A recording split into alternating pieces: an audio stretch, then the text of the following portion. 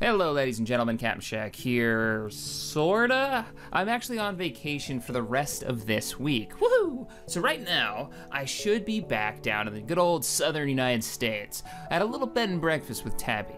So this week, it's gonna be kind of a special week. It's gonna be rerun week. Now what I'm gonna do is, I'm gonna pull a few episodes out of the old mod library series where I spotlight awesome community mods, and I'm gonna re-release these episodes now that I have an actual subscriber base. It's a fun way to show how much I've grown as a video producer over the last year or so, and show off some really cool mods that didn't get a chance to get really in a spotlight of any, size.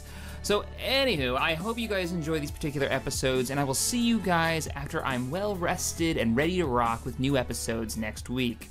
Alright guys, take care. Mods, the final frontier in gaming.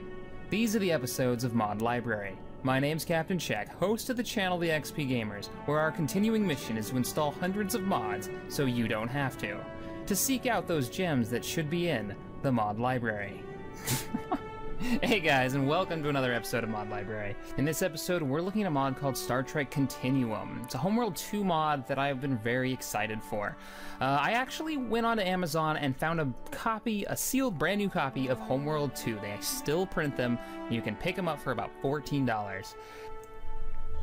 Alright, so let's jump into a match. This is playing as the Federation against the Klingons.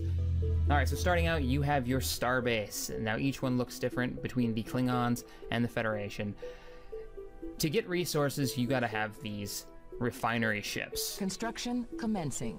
Which can actually build these smaller shuttle miner ships that'll go out and they'll mine for you. So starting the match up, you dispatch your resource vessels, they'll go out and they'll get you some money so you can start building your fleet.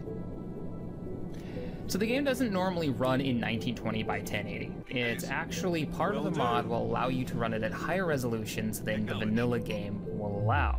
Everything in the game, including the asteroids, the ships, the stations, have gotten a facelift, a massive facelift.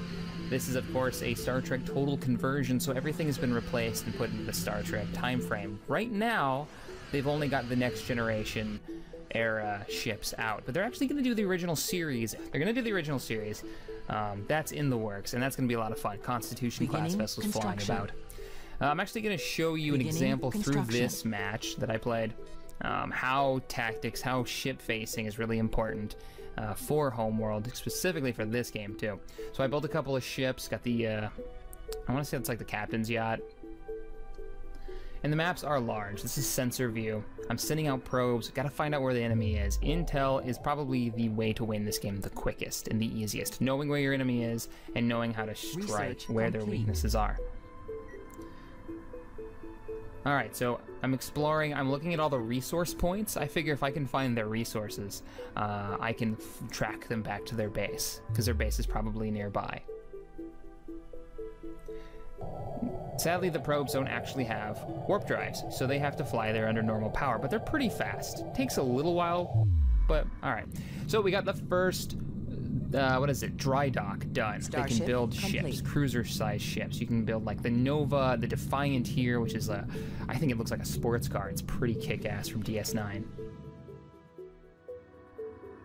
Understood. I warped our Defiant out to where I think the enemy is located. I believe they're out here, and I think this is the resource point they're using. Probes have shown that they're not in the other areas that I expected.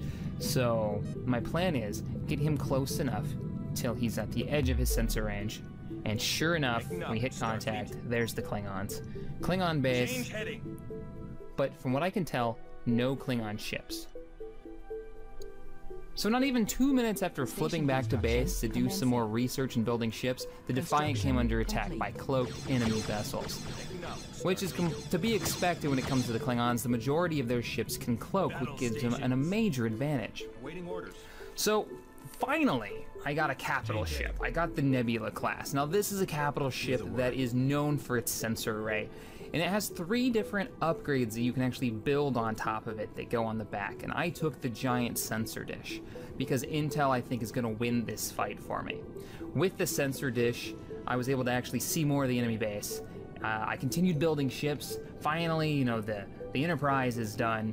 The Galaxy class, that's the largest ship that I get, besides the Sovereign. So I've got a couple contacts on the radar from that Nebula class, and I decided to take one of my support fleets and position them behind the enemy, because positioning in this really does matter, especially against the Klingons, because the Klingons have all these forward-firing guns, so if they get the drop on you and they have their fleet aiming at you, they'll start popping ships really quickly. They can do a lot of damage if they're facing directly at you. What I found out was that those blips were actually a Klingon armada. At least 5 Klingon battle cruisers were not only built and ready to go, they were on their way toward my starbase. Now, if I hadn't noticed these guys, this could have been a problem. But since I knew where they were and I knew what they had, I was able to position my ships. If I had engaged them while they were still sitting in the enemy base, I probably would have lost, for sure, because they had so many of these these turrets, they could just drop my ships quickly, plus the cruisers. But now that I know that they're on their way, I gave them a few minutes to actually get farther and farther away from the enemy defense, then started the attack. Now I've got ships in almost every direction, and I decided to have the Galaxy class, the biggest, the most noticeable ship, and a couple of Defiants jump right in front of their path and get their attention. And that's when the fight started. Now, I've already given the order for the other support ships to come in from behind them under impulse.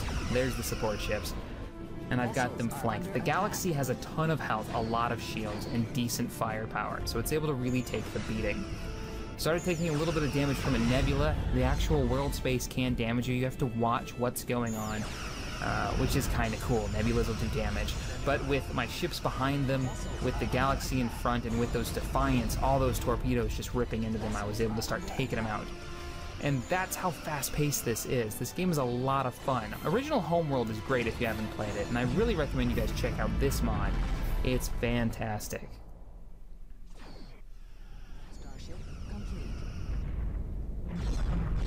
Alright guys, well that is kind of a gameplay demo of where Star Trek Continuum is at for Homeworld 2. If you enjoyed this episode of Mod Library, hit that thumbs up button, subscribe here to TGN for more gaming goodness, more mod libraries that come out every Wednesday, or head on over to my channel, TheXpGamers, where we support the modding community. We do a lot of space sim videos on the upcoming games like Star Citizen and X Rebirth. We do lots of mods for all kinds of games. Alright guys, thanks for watching and I will see you next time. From a nebula.